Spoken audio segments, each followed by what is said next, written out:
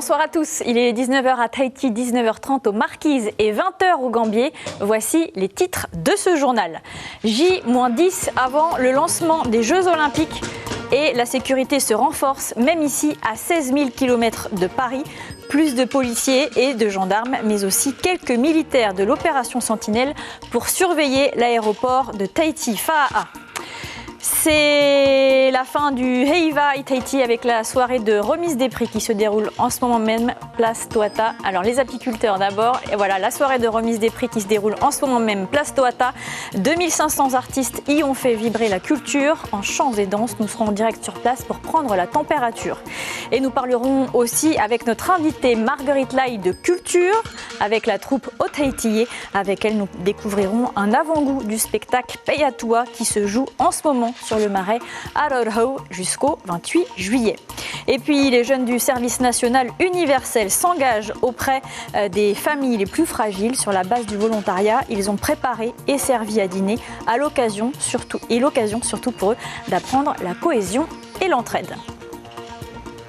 La sécurité se renforce donc à l'approche des Jeux Olympiques à Tahiti. Plus de policiers, plus de gendarmes, mais aussi l'armée avec l'opération Sentinelle qui se déploie à l'aéroport dans les points jugés sensibles. Ils assureront la sécurité des vols au moins jusqu'au 11 août en fonction de la durée des épreuves. On voit cela avec Delphine Poudroux et Mirko Vanfo. À l'aéroport de Faa'a à Tahiti, quelle que soit l'heure, il y a des scènes qu'on a pris l'habitude de voir, comme ces colliers de fleurs enfilés autour des cous des passagers, souvent au son du ukulélé. Mais voir des militaires qui se baladent avec leurs fusils d'assaut, ça c'est plutôt inhabituel et même inédit. On n'en voit jamais des militaires avec leurs fusils dans les parkings. Enfin, dans l'aéroport déjà, ça m'a choqué. Si ces militaires polynésiens ont été déployés ici, c'est pour sécuriser la zone aéroportuaire. Tous font partie de l'opération Sentinelle déployée dans le cadre des Jeux Olympiques 2024.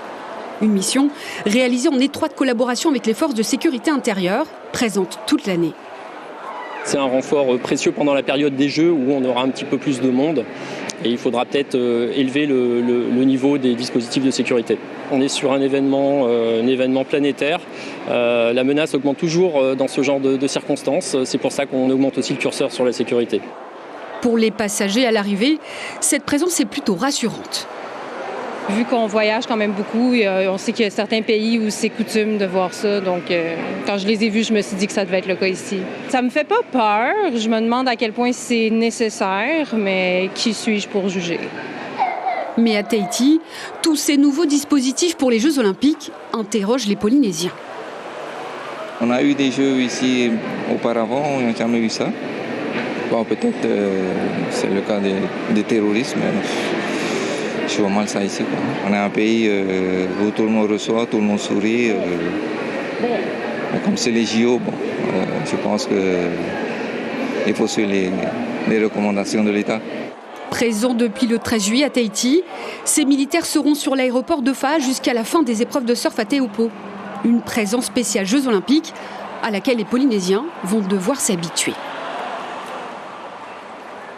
Également à l'occasion des Jeux Olympiques, tout le réseau de transport en commun routier de Tahiti sera gratuit du 26 juillet au 5 août pour tout le monde. Décision adoptée aujourd'hui en Conseil des ministres. Un mot du déplacement au Japon du président Moetei Brotherson actuellement, où il assiste au forum Palm 10, un sommet des dirigeants du Pacifique se réunissant tous les 3 ans autour de problématiques communes telles que les changements climatiques, la pêche et la sécurité dans la zone Indo-Pacifique. Le sommet doit se refermer demain. C'est une année record pour le PIB de la Polynésie, 706 milliards de francs en 2023. Tous les indicateurs sont au vert. Emploi, investissement des entreprises, consommation des ménages. Les secteurs clés progressent. Les détails avec Kaline Liénard et Marcel Bonneau. La consommation en augmentation et l'explication est simple. Une inflation moins intense de 3%, combinée à la hausse de 6% du revenu disponible des ménages, ça donne des foyers polynésiens qui consomment plus en 2023. Mais les priorités restent les mêmes. Le nécessaire, le riz, de l'huile, du poulet, ce qu'on peut consommer au moins le mois. On en profite justement sur les promotions. Après, malheureusement, tout est cher aussi. On n'y peut rien aussi. Hein? Moi, personnellement, je vis le jour le jour. J'achète plus pour le mois. J'achète quand j'ai envie de manger ça, j'achète. Le meilleur élève de l'année, c'est le tourisme. Il représente 1/3 du produit intérieur brut.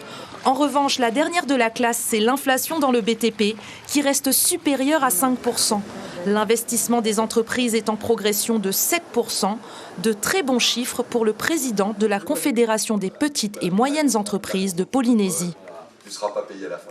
C'est une très très belle vague économique qui a commencé dès 2022 et on est sur cette lancée et il ne faut surtout pas, bien sûr, arrêter cette vague, cette croissance que l'on a. C'est une chance puisque on est tiré par le tourisme. Qu'est-ce qui pourrait la perturber ? Des incertitudes sur la fiscalité, des incertitudes sur le fonctionnement des entreprises, des lois qui viendraient démotiver les entrepreneurs à investir toujours plus en Polynésie et à créer de l'emploi. L'emploi se porte bien avec 2500 salariés supplémentaires dans les secteurs du commerce, de la construction et de l'hébergement-restauration. Les emplois fragiles comme les stages et les CDD reculent de 1,5 point pour atteindre leur taux le plus bas. Et grâce à l'arrêt des CAE en janvier, une nouvelle tendance se dessine. On a vraiment 30% de plus d'aide au contrat de travail quand on a 30% d'aide en moins pour les stages. Les bons résultats en 2023 proviennent des décisions prises en 2021.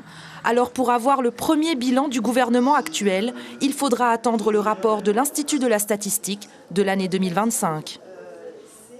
Et ça marche aussi pour les apiculteurs. Leur nombre a triplé en 11 ans.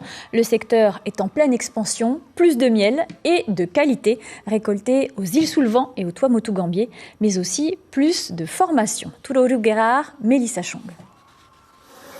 Du miel à volonté et des apiculteurs en nette augmentation. En l'espace de 11 ans, le nombre d'apiculteurs polynésiens a triplé. Cette augmentation s'explique notamment par l'arrêt des importations de miel depuis 2012, mais aussi par l'engouement des Polynésiens pour ce métier. Parmi eux, Hoani, originaire de Moorea, est un pro des abeilles, un savoir-faire qu'il a acquis sur 10 années.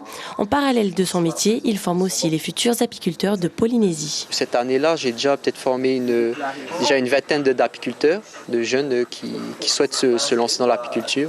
C'est vrai qu'il y a beaucoup qui viennent, qui ont déjà des ruches, mais qui n'ont pas de base sur l'apiculture. Donc ils viennent vraiment pour apprendre un peu plus en fait, sur l'apiculture. Les jeunes Polynésiens n'hésitent pas à sauter le pas. Certains d'entre eux ont décidé aujourd'hui d'apprendre plus sur le métier. L'apiculture, ça m'intéresse parce que ça touche avec la nature. Les abeilles, c'est vraiment important pour la pollinisation des fleurs et des fruits. Surtout que moi, j'ai beaucoup d'arbres fruitiers où je suis. Du coup, ça me permet d'aider la nature et tout. Se former au métier d'apiculteur, c'est aussi possible au Centre de formation professionnelle et de promotion agricole sur l'île Sœur. Tapuar Inui a d'ailleurs fait partie de ses élèves. 8 ans plus tard, il exerce toujours ce métier avec passion. Je parle à mes abeilles. Je souhaite une bonne journée et encourager. Parce que si tu parles aux abeilles, tu parles à toi-même. Parce que c'est obligé que tu fais. Si tu laisses les travailler tout seul. Mais là, tu viens à tout. Le miel polynésien possède tout de même un atout particulier, son goût floral. Préservé de certaines maladies, nos abeilles sont entre de bonnes mains. Et puis c'est passionnant. Quand on commence à enfiler une tenue d'apiculteur, on est passionné. Les abeilles sont fascinantes. L'apiculture, ça nécessite beaucoup de calme. Il faut être serein, il ne faut pas paniquer. Donc c'est très intéressant aussi pour une approche comme ça de l'animal. Depuis 2 ans, le CFPPA propose l'élevage de rennes, une formation nouvelle afin de spécialiser davantage nos apiculteurs polynésiens. Une page culture à présent avec la fin du Heiva Place Toata. Ce soir se déroule la cérémonie de remise des prix. Le jury doit départager 10 groupes de danse et 10 groupes de chant. 2500 artistes ont fait vibrer la culture sur les planches de Toata. Kaline Liénard, vous suivez pour nous cette soirée de remise des prix avec Marcel Bonneau à la caméra. Comment le jury va-t-il départager les groupes en lice ce soir ? Eh bien, Lucie, un des critères et certainement le plus important, c'est l'effectif, le nombre de personnes qui montent sur la scène de Tohata. Mais vous l'entendez certainement autour de moi, il y a de l'ambiance ici puisque les gradins sont remplis par les publics venus en nombre assister à cette soirée de remise des prix. Dans les gradins, évidemment, on a des amis de la famille, mais aussi des membres des groupes de danse et de chant. Sur la scène actuellement derrière moi, vous l'entendez, le public est en train de les applaudir. Eh bien en fait, ce sont les groupes de danse de la catégorie amateur qui sont en train de monter. Donc on va savoir dans quelques instants qui sont les lauréats de la catégorie amateur en danse. Vous l'avez dit aussi, ce soir, on saura qui sera la meilleure danseuse, qui sera le meilleur danseur, qui remportera ce Heivai Tahiti en catégorie professionnelle de danse, en catégorie amateur de danse, mais aussi tous les Pupu Himene. Nous saurons tout ce soir. Vous pourrez retrouver la soirée des lauréats à partir de ce vendredi 19 juillet et samedi 1 juillet. Les troupes de danse monteront également sur les planches de Tohata pour vous faire revivre les plus beaux moments de ce Heivai Tahiti 2024. Merci Kaline Liénard, le rendez-vous est pris donc. Et en marge des festivités du Heiva, la troupe Tahiti retrouve le marais Ararhau de Paia avec le spectacle Paiatua. Il retrace une importante cérémonie traditionnelle qui consistait à rassembler et à démailloter les to'o, ces sculptures représentant des divinités. Plus de 100 danseurs, chanteurs et musiciens participent. Le thème a été écrit par Simone Grand. Marguerite Lai, bonsoir. Vous êtes la chef du groupe Tahiti. C'est un thème assez original que vous avez choisi d'explorer, écrit par Simone Grand, donc le Paiatua. En quoi consistait cette cérémonie exactement ? Alors tout d'abord, je tenais à clarifier les choses. Le thème Paiatua ne peut pas être écrit. Simone, ce qu'elle a fait en regardant, en lisant ce qui est écrit sur le Paiatua, elle a fait un Paiatua, elle a réécrit un Paiatua qui concerne ce spectacle, spécialement pour ce spectacle. Le Paiatua était une des cérémonies qui a été interdite en fin 17e lorsque la christianisation est arrivée, parce que c'est un moment où les rois, les taua, les communes, les familles se retrouvaient pour changer les tenues, pour changer le tapa qui enveloppait leur divinité, leur ancêtre divinisé et leur dieu, qui croyaient à leur dieu à cette époque-là. Et le Paiatua a été interdit, complètement annihilé, et il n'y a pas eu de transmission orale au niveau du Paiatua. Alors je vais te dire, moi ça va faire 3 ans après l'avant-dernier Heiva que j'ai fait, je me dis tiens, qu'est-ce qu'on va faire l'année prochaine? Et ainsi de suite. Donc j'ai mis 3 ans à réfléchir. Et le Paiatua est venu. Donc je me suis bien sûr, j'ai énormément lu pour comprendre c'est quoi le Paiatua. Et arrivé donc après le Heiva de l'année dernière, j'ai contacté donc Simone Grand pour parler de ce thème, et il me dit mais ça fait un moment que tu me parles de ce thème, et on a discuté et voilà, on a donc décidé de mettre ce thème cette année. Mais il faut que je le dise aussi que c'est un travail qui a été fait. L'auteur du thème c'est bien sûr Simone, mais c'est un travail de groupe avec mes danseurs, danseuses, mes musiciens. Je vais vous dire, ce spectacle il est en 4 tableaux. Il y a du cérémoniel, il y a du théâtre, et il y a de la danse, le thème, une partie du thème traduit dans la danse. Ça n'a rien à voir avec ce que vous voyez au niveau de Tohata. Et ce lieu magique du marais Ararhau est un lieu rempli de beauté de la nature, pas du mana, il y a du mana partout, mais c'est la beauté du lieu. Et à cette heure, quand le soleil commence à se coucher, c'est magique cet endroit. Et vous verrez, vous aurez l'occasion de voir un spectacle qui est entièrement, pendant 1h30 de spectacle, il n'y a pas de to'ere, c'est que des tambours. J'ai 15 musiciens qui frappent des tambours. Et j'ai trouvé ce spectacle très original. Il n'y a jamais eu un spectacle pareil sur le marais, comme le Paiatua. Oui, c'est la 4e fois que Tahiti se produit sur le marais. Oui, c'est la 4e fois en 40 ans d'existence que Tahiti est. C'est un lieu particulier pour vous ? Oui, de toute manière, dans la vallée de Polynésie, il y a toujours... C'est particulier, c'est beau, c'est la nature, j'aime bien l'ambiance du marais Ararhau. Et Simone Grand dit elle-même, alors qu'elle est anthropologue, qu'elle a compris mieux certaines choses en écrivant le spectacle. Qu'est-ce que le spectateur peut découvrir ? Le spectateur, tout d'abord, une famille royale. Ça, on ne voit pas dans le Heiva, avec des costumes magnifiques qui ont été confectionnés par Tavana Harry Salmon. Il y a toute la partie musique qui est simplement avec des pots, des cailloux, des poux avec les conques, et un groupe de chants magnifique de Tarou qui interprète les chants que Simone Grand a écrits par rapport à ces 4 tableaux. Une dernière question, on vient de le voir, le Heiva se termine ce soir, c'est la soirée de remise des prix. Est-ce que le Heiva, vous y pensez, vous, encore parfois? Bien sûr, Tahiti n'est pas mort et Marguerite Lai non plus, mais nous avons fait participer au Heiva l'année dernière, et cette année, j'ai pris la décision de faire le marais à Hurau depuis 3 ans, comme je le disais tantôt, et l'année prochaine, bon, on verra la suite. Mais vous pourriez y participer? Bien sûr. J'aurai l'occasion de fêter les 40 ans de Haute-Hétier dans les années à venir. 40 ans d'existence non-stop. Mais en tous les cas, j'invite le public à venir voir ce magnifique spectacle de Payatois que le conservatoire a préparé. C'est un moment agréable, puis c'est un lieu agréable avec des artisans. Et puis vous pourrez goûter à plein de petites choses avec les artistes qui seront en place à partir de 14h pour des tableaux vivants très intéressants. Merci Marguerite Lai d'avoir été avec nous ce soir. Prochain spectacle, on le rappelle, donc pour Payatois, les 20, 21, 27 et 28 juillet à 15h. Les tickets sont en vente au conservatoire ou sur place à partir de 13h. Merci. Une poignée d'élèves du lycée hôtelier a préparé et servi un dîner solidaire à destination des familles les plus fragiles. Elles avaient été choisies par les associations d'entraide et d'action sociale. Sur la base du volontariat, les élèves, quant à eux, devaient s'engager pour une cause dans le cadre du service national universel. Objectif, renforcer la cohésion des adolescents et les sensibiliser à la solidarité. On voit cela avec Yarita Yata et Mélissa Chong. Au menu ce soir, des brochettes d'agneau accompagnées d'un parmentier de bœuf, d'une crème de lentilles et de chips de ourou. C'est la première fois que ces lycéens préparent ce genre de plat et l'idée de le faire pour des personnes en difficulté rend l'expérience encore plus gratifiante. J'ai préparé ça, c'était avec amour. Du coup, je ressens de la fierté, mais c'est l'avis du haut-commissaire et des autres, ça, c'est pas très tentant, quoi.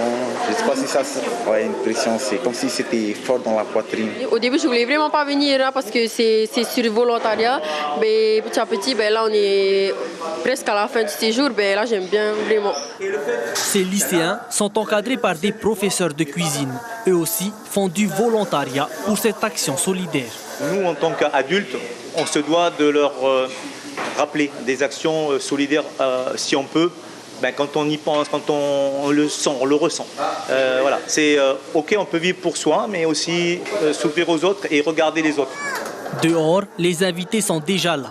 Des familles en difficulté placées dans des centres d'accompagnement. Les jeunes se donnent à cœur joie pour les servir. Ce soir, c'est un sourire et un repas qui vont droit au cœur. Franchement, merci du fond du cœur, merci beaucoup. C'est touchant. Moi, j'avais les larmes aux yeux. Franchement, merci beaucoup à eux. C'est très bon. Et c'est la première fois aussi que je mange ce genre de plat. Et ici aussi. Un petit mot pour les jeunes qui ont préparé. Félicitations à eux. C'est pas aussi un petit travail. C'est la 3e année consécutive que ce repas solidaire du service national universel est organisé au Finnois. Près de 70 couverts ont été distribués lors de cette soirée.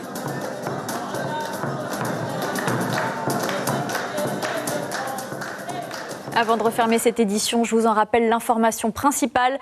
La sécurité se renforce à l'approche des Jeux Olympiques à Tahiti. Plus de policiers, plus de gendarmes, mais aussi l'opération Sentinelle qui se déploie sur les points jugés sensibles. 4 militaires armés patrouillent ainsi dans le hall de l'aéroport international. Une configuration qui surprend les habitués de la plateforme. À la une de Tahiti Info, demain, justement, le SNU cuisine pour les plus démunis. À suivre, Patitifa avec le documentaire Te Ahupo, la dernière vague, puis Échappée belle, spécial JO Paris 2024. L'information locale continue dès demain matin, 6h en radio, avec David Chang et Abinera Tematahotoa. On se quitte sur des images de la troupe Tahina no Uturoa de Riatea au Heiva. Très belle soirée sur la première, à demain.